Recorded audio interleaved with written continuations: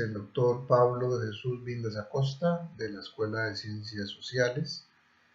Y sin más, pasamos a explicar el capítulo 8. Este es el resumen que yo preparé para ustedes. Y vamos entonces a entrarle a este resumen para salir de dudas. En la página 235 inicia el capítulo 8 titulado Pensamiento Político Liberal de Hobbes y Locke. La introducción habla sobre Thomas Hobbes, que nace en 1588 y muere en 1679 en Marlesbury. En la página 240 podemos ver que Thomas Hobbes, la única manera de evitar el estado salvaje y la guerra de todo contra todos es lo que él llamó el pacto. El pacto con el Estado para evitar o promover el Leviatán. Y entonces aquí vamos a comparar términos, ¿verdad? El pacto consiste en ceder sus derechos a una persona excepcional, lo que vamos a llamar un monarca, ¿verdad? Y el Estado está por encima de lo religioso. La obediencia absoluta, el Estado requiere la obediencia absoluta de la ciudadanía, tiene doble naturaleza militar y religiosa, es decir, en este caso el Estado, de acuerdo a este autor, viene a sustituir a Dios, porque el Estado posee todo el poder. Y el Estado, en este caso, debe tener tres poderes como mínimo: el legislativo, el judicial y el ejecutivo. El éxito consiste en cumplir el pacto. El fracaso es no cumplir el pacto. Y la solución es lograr hacer otro pacto con otra persona que sea excepcional. Por otra parte, el Leviatán, que va a representar al monarca, a esa persona excepcional que viene a administrar, es un monstruo de poder descomunal y aterrador. Todos cumplen en convenio, ¿verdad? Porque hablamos de que esto es un pacto, entonces todos deben de cumplir el convenio de que el monarca es el administrador del Estado. El poder militar hace la diferencia, es decir, todo el poder militar queda bajo el poder del monarca. Todo es un medio para obtener un fin. La naturaleza humana es insaciable. La felicidad es un continuo progreso en el deseo de poder. Esa es la concupiscencia de la que hablábamos en los capítulos 6 y 7. Ahora en el 8 venimos a hablar del pacto y decimos que en el pacto la felicidad para el hombre es el continuo progreso que le permita adquirir más y más poder. Eso es concupiscencia. Una rapacidad despiadada, llena de envidia y sospecha. El hombre es un lobo devorador de hombres. Y lo que quiere decir aquí el autor es que el hombre no puede confiar en nadie, en absolutamente nadie. Y el monarca menos. Entonces, la primera propuesta de Thomas Hobbes es la del pacto. Luego nos habla de que la defensa de un Estado es atemorizante y bienhechor. establece el origen de la sociedad y el poder. El estado salvaje, donde cualquiera puede matarnos, es el origen de la sociedad, porque sólo así, con el pacto, puedo surgir, avanzar en la humanidad. Ojo, entonces,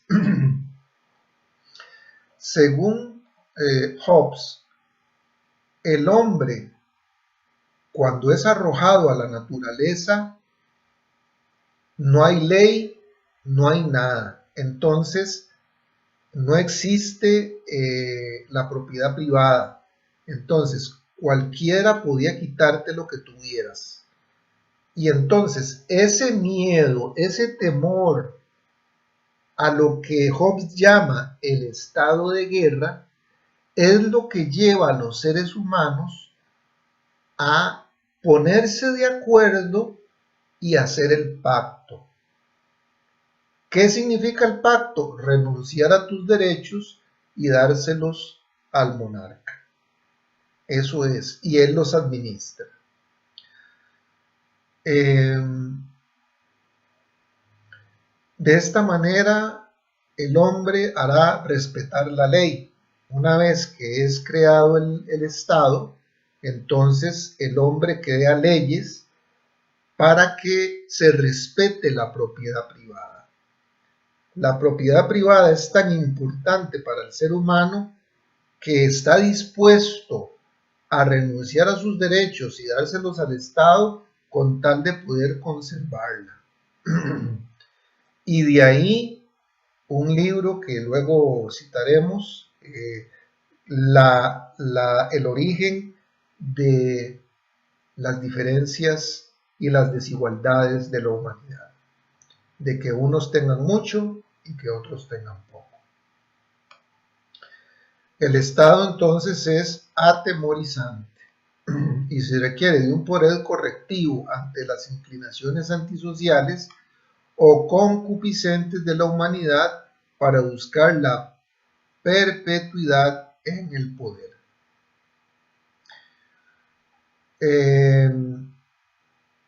Obras en la página 245, Thomas Hobbes tiene varias obras y una de las más importantes es la que se llama Sobre el Ciudadano, donde se logra la paz común y el bienestar general. Hay que transferir toda la fuerza a un solo hombre, y eso es a lo que nos referimos al pacto. De toda manera, ese hombre hará respetar la ley, es decir, solo haciendo el pacto se puede producir la ley. No puede haber ley si no hay un gobernante. Mediante un estado atemorizante, y se requiere un poder correctivo ante esas inclinaciones.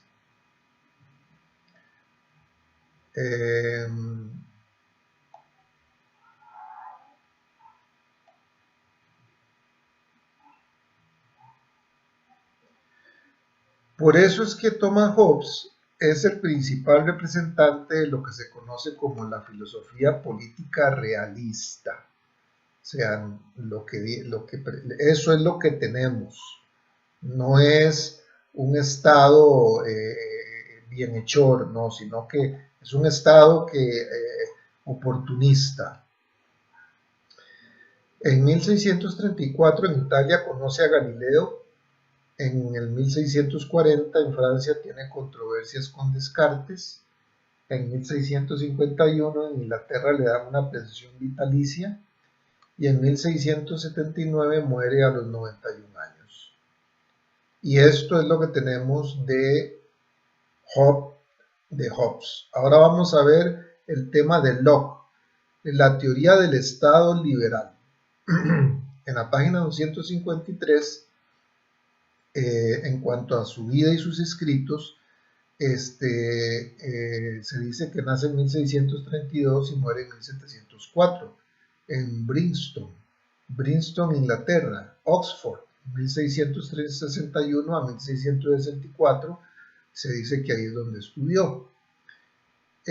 Obras influyentes están los movimientos ilustrados, influye el movimiento ilustrado, el liberalismo, la teoría sobre las divisiones de poderes, el Estado laico, Para los que no saben, el Estado laico lo que promueve es que la Iglesia sea totalmente apartada del Estado.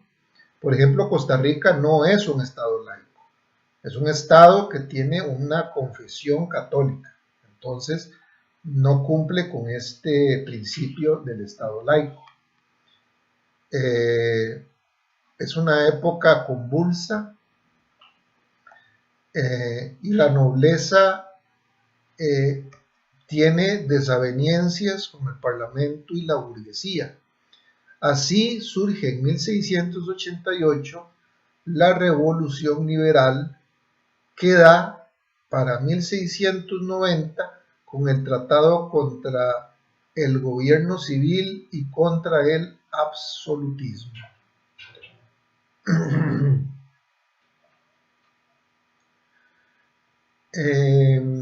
Locke influye sobre diversas naturalezas humanas y propone una forma de gobierno que garantice los derechos fundamentales. Aquí vienen a surgir por primera vez esa frase derechos fundamentales,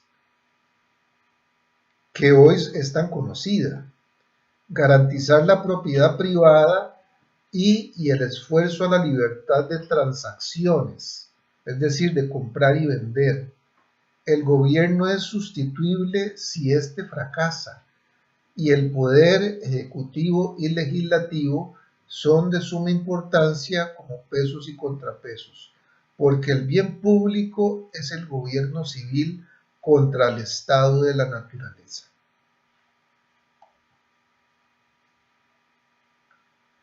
En 1689 se da la Carta sobre la Tolerancia, secularización del Estado y el gobierno civil sobre el interés civil, únicamente sobre este mundo porque no hay otro. En 1690 produce el ensayo sobre el entendimiento humano y la mente humana es una tabula rasa, o sea, que se nace sin ideas innatas. Todo se aprende aquí en este mundo en el transcurso de nuestras vidas, según Locke. En la página 254 se habla sobre el estado de naturaleza y se publica el segundo tratado sobre el gobierno civil, obra magna de Locke, donde la mente humana, donde el estado de naturaleza es liberal y hay igualdad en el sentido común como guía. Surge el contrato ordinario y el gobierno político, lo que significa que como precaución busca salvaguardar la propiedad privada de cada uno. Y para eso, entonces, se hace ante la ausencia de la ley y los jueces. Por eso es que es importante la ley y los jueces, para que podamos proteger nuestra propiedad privada según Locke. En la página 257, el contrato que origina el gobierno civil es origen de la sociedad civil. Es decir, nosotros somos civiles y ese concepto de que somos civiles viene del gobierno civil, ¿verdad?